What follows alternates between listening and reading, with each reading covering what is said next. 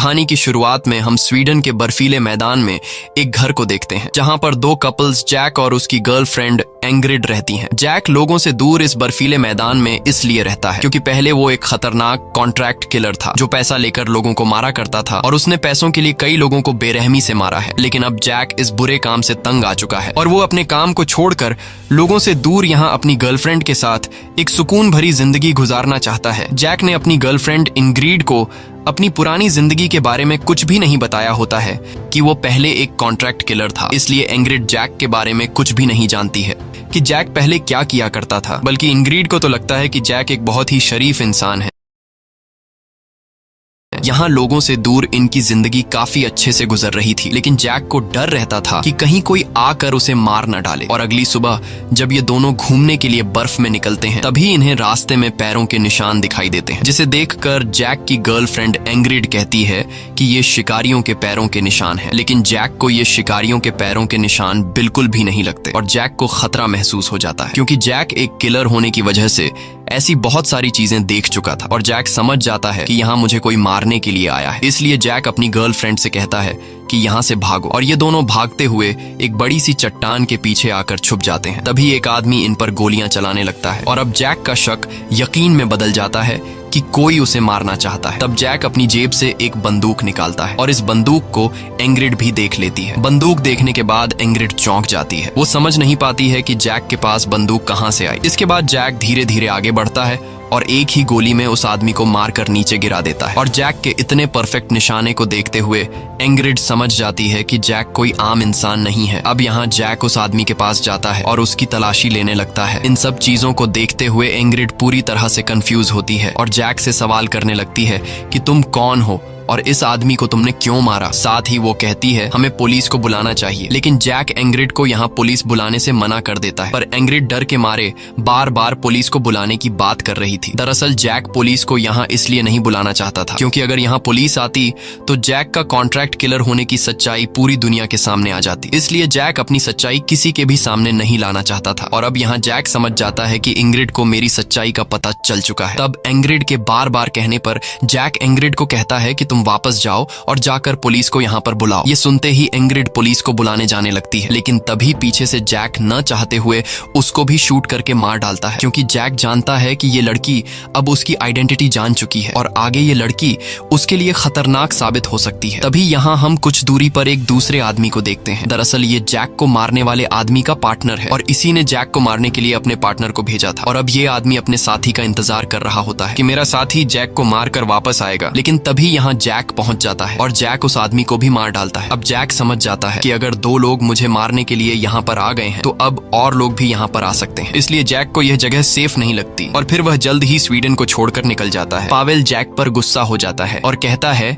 कि तुम जानते हो कि तुम्हारा काम बहुत ही ज्यादा खतरनाक है, इसलिए तुम्हें बिल्कुल अकेले रहना चाहिए। अगर तुम्हारे साथ दूसरा कोई होगा तो वह तुम्हारे लिए मुसीबत खड़ी कर सकता है, इसलिए फिर से दोबारा किसी लड़की के चक्कर में नहीं पड़ना। जैक उसकी बात मान जाता है और पावेल से कहता है कि तुम्हें जल्द से जल्द उन लोगों का पता लगाना होगा जिन लोगों ने मेरे ऊपर हमला किया था। पावेल कहता है कि तुम परेशान मत हो, मैं जल्द ही पता लगा दूंगा, लेकिन तुम यहाँ इस शहर में नहीं रह सकते क्योंकि यहाँ तुम्हारी जान को खतरा है। इसलिए मैं तुम्हें पास के एक छोटे गाँव में भेज रहा हूँ जहाँ तुम सेफली रह सकते हो। इसके बाद पावेल जैक को गाड़ी की चाबियां और एक मोबाइल फोन देता है और कहता है कि मैं इस मोबाइल फोन पर तुमसे कांटेक्ट करूंगा। इसके बाद जैक गाड़ी में बैठकर उस गांव की तरफ निकल पड़ता है और कुछ ही देर बाद जैक उस गांव में पहुंच जाता है। लेकिन यहाँ पहुंचकर जैक को कुछ अजीब लगता है, जैसे यहाँ उसकी जान को खतरा है और साथ ही उस गांव में मौजूद लोग जैक को काफी अजीब नजरों से देख रहे होते हैं। इसलिए जैक को अपने हैंडलर के बताए हुए जगह में रहना सेफ नहीं लगता और वह अपनी गाड़ी मोड़कर दूसरी तरफ जाने लगता है। जैक एक बहुत ही शातिर इंसान था, वो अपना हर एक फैसला काफी सोच समझ के लेता था। इसलिए रास्ते में यह अपने हैंडलर पावेल का दिया हुआ मोबाइल फोन एक नदी में फेंक देता है ताकि उसका हैंडलर पावेल भी उसे मोबाइल फोन से ट्रैक ना कर सके। और जैक एक बड़े शहर में आ जाता है जहाँ वह खुद के लिए एक अपार्टमेंट खरीदता है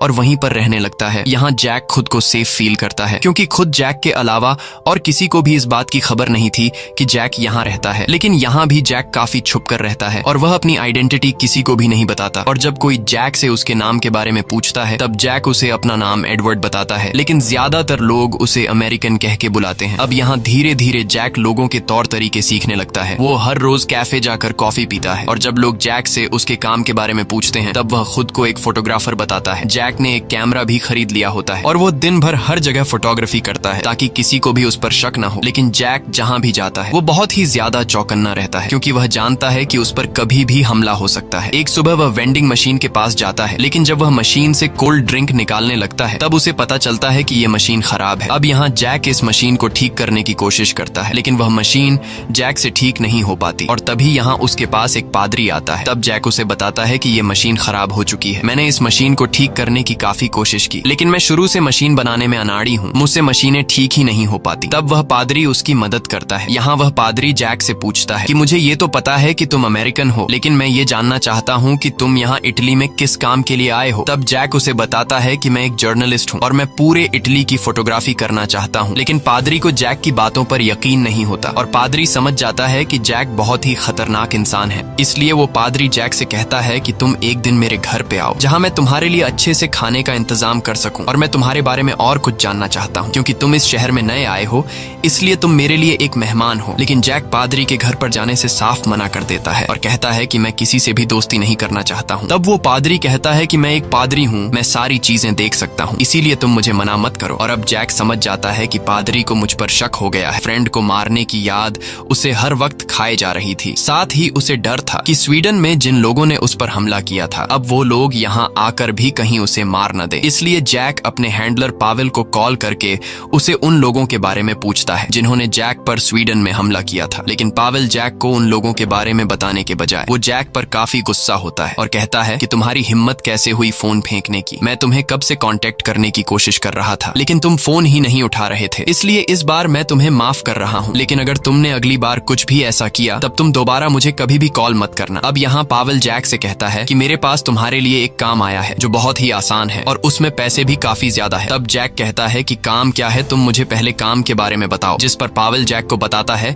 कि इस बार तुम्हें किसी को मारना नहीं है बल्कि तुम्हें एक कस्टमाइज स्नाइपर गन बनाना होगा जिसकी रेंज मैक्सिमम 4 किलोमीटर हो। तब जैक इस काम के लिए मान जाता है। इसके बाद पावेल जैक से कहता है कि तुमसे एक लड़की मिलने आएगी और वह तुम्हें बाकी की सारी जानकारी दे देगी। इसके बाद जैक यहाँ से निकल जाता है और जल्द ही शाम हो जाती है। शाम को जैक को काफी बेचैनी फील हो रही थी, इसलिए जैक पादरी के घर पर जाता है। जैक को देखकर पादरी काफी खुश हो जाता है और ये दोनों मिलकर शराब पीने लगते हैं। यहाँ वह पादरी जैक को काफी परेशान देखता है, इसलिए वह पादरी जैक से कहता है कि तुम्हें अपनी पुरानी यादों को भुलाना होगा, नहीं तो तुम एक अच्छी जिंदगी नहीं जी पाओगे। लेकिन जैक के लिए ये सब काफी मुश्किल था क्योंकि हर रोज उसे अपनी गर्लफ्रेंड एंग्रिड की याद आती थी और अब जैक को खुद से घिन आने लगती है कि मैंने उस बेगुनाह लड़की को क्यों मारा। इसके बाद जैक वापस अपने घर आता है और अगले दिन वह पहुंचता है मार्केट में जहां पर उसके हैंडलर पावेल के कहने के मुताबिक जैक से एक लड़की मिलने वाली थी। इसलिए जैक चारों तरफ अपनी नजर घुमाता है पर जैक को वह लड़की कहीं पर भी दिखाई नहीं देती। लेकिन तभी उसकी नजर सामने की एक टेबल पर पड़ती है जहाँ पर एक लड़की सन ग्लासेस पहने हुए चुपचाप बैठी होती है, जिसे देखकर जैक फौरन समझ जाता है कि ये वही लड़की है। और अब जैक सीधा जाकर इस लड़की के बगल वाले टेबल पर बैठ जाता है। तभी वह लड़की जिसका नाम मटिल्डा है वह जानबूझकर अपना पेपर नीचे गिरा देती है। तब जैक उसे पेपर उठाकर देता है और पेपर देने के बाद इन दोनों के बीच बातचीत शुरू हो जाती है और यहाँ मटिल्डा जैक को बता देती है कि मैं ही वही लड़की हूँ जिसके लिए तुम्हें एक स्नाइपर गन तैयार करना है। इसके बाद मटिल्डा जैक को सारी जानकारियां देने लगती है कि मुझे कैसा राइफल चाहिए और वह एक एक करके सारी चीजों को लिखने लगता है। तभी जैक देखता है कि दूर से एक आदमी ने इन लोगों पर नजर रखा हुआ है, जिसे देखकर जैक मटिल्डा से पूछता है कि क्या वह आदमी तुम्हारे साथ है। लेकिन मटिल्डा कहती है कि नहीं, मैं अकेली ही काम करती हूँ, मुझे नहीं पता कि वह आदमी कौन है। ये सुनकर जैक की टेंशन बढ़ जाती है और अब मटिल्डा के जान कि उसका पीछा करने वाले आदमी को उसके घर के बारे में पता न चल सके। लेकिन अब रात भर उसे नींद नहीं आती क्योंकि उसे लगता है कि वो आदमी मुझे मारने के लिए मेरे घर में घुस गया है और जैक हर एक छोटी सी आवाज पर बंदूक उठाकर बैठ जाता है। अगले दिन जैक पोस्ट ऑफिस जाता है जहां उसका पार्सल आया होता है। जैक अपना पार्सल लेकर सीधा अपने घर चला आता है और इस पार्सल के अंदर गन के पार्ट्स थे जिसे जोड़कर जैक को एक स्नाइपर राइफल बनाना था। और अब जैक अपने काम पर लग जाता है। वो एक एक करके उन सभी पार्ट्स को जोड़ने लगता है। जैक एक किलर होने के साथ साथ एक बहुत ही अच्छा वेपन कारीगर भी है, लेकिन जितनी चीजें उसके पास थीं उससे वह आधी ही बंदूक बना पाता है और बाकी बंदूक बनाने के लिए उसे और सामान की जरूरत है जिन्हें वो ढूंढना शुरू कर देता है। इसी बीच जैक एक क्लब में जाता है जहाँ पर ढेर सारी लड़कियां थीं, लेकिन इन सभी लड़कियों में जैक क्लारा नाम की एक लड़की को चुनता है और उसके साथ इंटीमेट हो जाता है। अब जैक जब वापस आ रहा होता है तभी वो रास्ते में देखता है कि पादरी की गाड़ी खराब हो गई है। तब वो अपनी गाड़ी से उतरकर पादरी के गाड़ी के पास आता है और बड़ी ही आसानी से पादरी के गाड़ी को ठीक कर देता है। तब पादरी जैक से काफी खुश हो जाता है और जैक को कहता है कि आज रात का खाना तुम मेरे साथ खाओगे, मैं तुम्हारा इंतजार करूंगा। और फिर रात को जैक भी पादरी के घर पर पहुंच जाता है, क्योंकि अकेले रहते हुए जैक की दिमागी हालत खराब होने लगी थी और पादरी से बात करते हुए अब जैक को अच्छा फील होने लगता है। इसी बीच जैक को पादरी के घर पर एक तस्वीर मिलती है जिसमें पादरी एक लड़के के साथ खड़ा हुआ था। अब यहाँ ये दोनों खाना खाते हुए इनके बीच बातचीत शुरू हो जाती है। तब जैक पादरी से पूछता है कि क्या आप हमेशा से एक पादरी बनना चाहते थे, आपने कुछ और बनने के बारे में नहीं सोचा? ये सुनकर पादरी हंसता है और जैक को कहता है, क्या तुम हमेशा से एक फोटोग्राफर बनना चाहते थे? तुम्हारा और भी तो कोई सपना होगा। जब तुम पहली बार मुझसे मिले थे तब तुमने कहा था कि तुम मशीनों को बिल्कुल भी ठीक नहीं कर सकते, लेकिन आज तुमने एक ही झटके में मेरी गाड़ी ठीक कर दी। तुम जिस तरह से गाड़ी चलाते हो और बिना किसी से बात किए चुपचाप अकेले रहते हो, ये देखकर बिल्कुल भी नहीं लगता कि तुम एक फोटोग्राफर हो। फोटोग्राफर्स के पास कभी भी इतने पैसे नहीं होते। अब जैक समझ जाता है कि पादरी बहुत ही चालाक है, वो मुझे बातों में फंसाकर मुझसे मेरी सच्चाई निकलवाने की कोशिश कर रहा है। इसलिए जैक बात को पलटते हुए कहता है कि तस्वीर में जो लड़का तुम्हारे साथ है वो लड़का कौन है? जिस पर पादरी बताता है कि यह एक बहुत ही अच्छा लड़का है जो किसी टाइम मेरे साथ रहा करता था, लेकिन अब वो टाउन के बाहर मैकेनिक की दुकान चलाता है। ये सुनकर जैक के दिमाग में एक आइडिया आता है और खाना खत्म होने के बाद जैक गाड़ी में बैठकर निकल पड़ता है। रास्ते में जैक खुद ही अपनी गाड़ी को खराब करके पादरी ने जो लड़का बताया था उसके पास चला जाता है। दरअसल जैक ने जो बंदूक बनाई थी वो अभी पूरा नहीं हुआ था, क्योंकि उसमें कुछ पार्ट्स की कमी थी। इसलिए जैक को बंदूक के लिए जो पार्ट्स चाहिए थे वो इस लड़के के गैराज में मिल सकते थे, लेकिन यहाँ वो लड़का कहता है कि मैं फॉरेनर्स की गाड़ियों को ठीक नहीं करता। तब जैक उसे बताता है कि मैं पादरी का दोस्त हूँ और इस बात को सुनते ही वो लड़का जैक की मदद करने को तैयार हो जाता है। लेकिन यहाँ जैक उस लड़के से झूठ कहता है कि तुम्हें परेशान होने की जरूरत नहीं है, मैं खुद एक मैकेनिक हूँ और मैं खुद अपनी गाड़ी को ठीक कर सकता हूँ। बस मुझे तुम्हारे पास यहाँ खड़ी पुरानी गाड़ियों में से कुछ पार्ट्स निकालकर अपनी गाड़ी में लगाने होंगे, जिसके मैं तुम्हें पैसे दे दूंगा। लेकिन वो लड़का पैसे लेने से इनकार कर देता है और जैक की बात को मान जाता है, जिसके बाद जैक चुपचाप अपने काम पर लग जाता है और पुरानी गाड़ियों में से कुछ पार्ट्स निकाल लेता है। अब जैक जैसे ही जाने वाला होता है तभी उसे सामने लगा एक फोटो नजर आता है जिसमें पादरी और वो लड़का काफी करीब थे। ये देखकर जैक समझ जाता है कि ये लड़का पादरी का बेटा है, लेकिन जैक इस बारे में उस लड़के से कुछ भी नहीं कहता और सीधा अपने घर चला आता है। घर आकर जैक अपने काम पर लग जाता है। दरअसल जैक को अपनी बंदूक के लिए एक साइलेंसर बनाना है, इसलिए वह पूरी रात काम करता है और रात भर काम करते हुए जैसे ही सुबह होती है वो एक कंप्लीट राइफल को तैयार कर देता है। लेकिन अब उसे राइफल को टेस्ट करना है, इसीलिए वो जंगल के एक खाली हिस्से में चला जाता है और वहाँ जाकर वो राइफल की टेस्टिंग शुरू कर देता है। राइफल से कई गोलियां चलाने के बाद उसे राइफल में कोई भी खराबी नहीं दिखाई देती। ये देखकर जैक बहुत खुश होता है और अब वो अपना काम पूरा करने की खुशी में फिर से क्लब आता है। यहाँ जैक क्लब वालों से कहता है कि मुझे क्लारा से मिलना है, लेकिन वहाँ काम करने वाली लड़कियां बताती हैं कि क्लारा आज नहीं आई है, इसलिए तुम किसी दूसरी लड़की के साथ जा सकते हो। लेकिन वो क्लारा के अलावा और किसी दूसरी लड़की से नहीं मिलना चाहता था, इसलिए जैक वहाँ से चला जाता है। अब जैक जब वापस जा रहा होता है तभी वो रास्ते में उसी कार को देखता है जिसमें कई दिनों से एक आदमी उसका पीछा कर रहा था। ये देखकर जैक समझ जाता है कि वो आदमी भी यहीं कहीं आसपास होगा, इसलिए जैक एक कैफे में चला जाता है। तभी वहाँ का वेटर एक एनवेलप लाकर जैक के टेबल पर रखता है और जैक जैसे ही उस एनवेलप को खोलता है तो अंदर उसे न्यूज़पेपर का कटा हुआ एक हिस्सा मिलता है जिसमें उन सारे लोगों की फोटोज थी